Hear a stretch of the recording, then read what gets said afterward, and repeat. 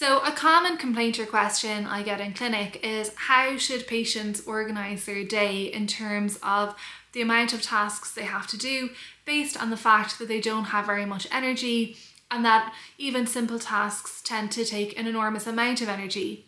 Now, there isn't a simple answer to this question, nor is there a medication that has been proven to be effective in terms of improving energy levels in a meaningful way.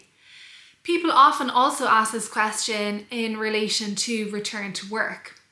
So my advice is as follows. For day-to-day activities, I would advise patients to make a list of the jobs that have to be done in any particular day and to then think about which time of the day they have the most energy. Often that's in the morning.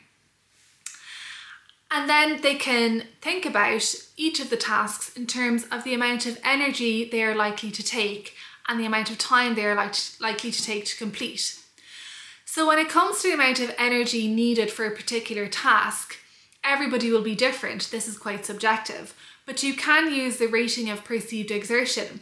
Now, I've spoken about this scale in a prior video, but if you haven't seen that, the scale basically goes from 6 to 20. 6 is at rest, 20 is all out exercise, and all the numbers in between are gradually increasing levels of intensity.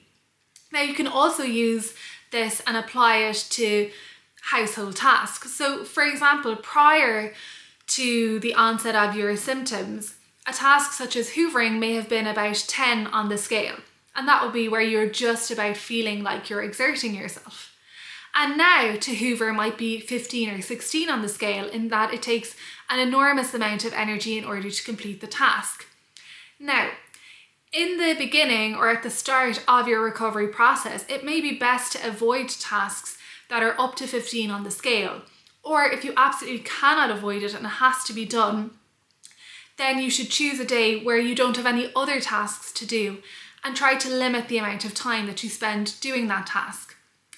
I also advise patients that if there are other people in the household who can potentially help with these more arduous tasks, that they should definitely get involved, and that is only going to make both the patient and the family members feel much better. The next part is in relation to return to work. Now, for the vast majority of people, work will take a lot of both physical and mental energy to complete. So I advise patients that if they are at home and they're not able to engage in many tasks throughout the day, then they're unlikely to get through a typical workday without being exhausted at the end of it. So the advice would be to try as best as you can to gradually increase the level of activity during the day at home prior to considering a return to work.